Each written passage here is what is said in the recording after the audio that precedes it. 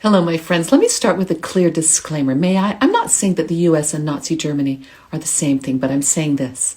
We're watching the authoritarian playbook unfold step by step, and we'd be fools not to recognize the warning signs.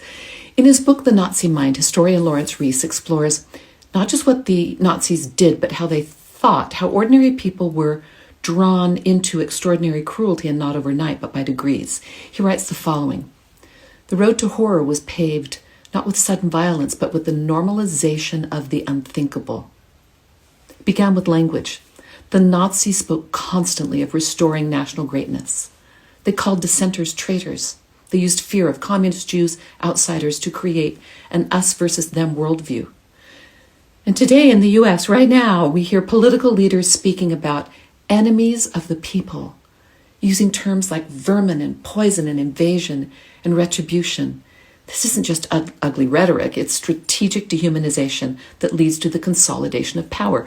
Rees also points out that many Germans did not agree with everything the Nazis did, but they told themselves, well, it's not my business.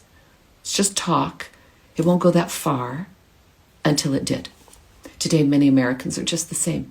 They turn off the news. They say, well, both sides are bad, but neutrality in the face of escalating authoritarian behavior is not moral high ground, my friends. It's just disengagement.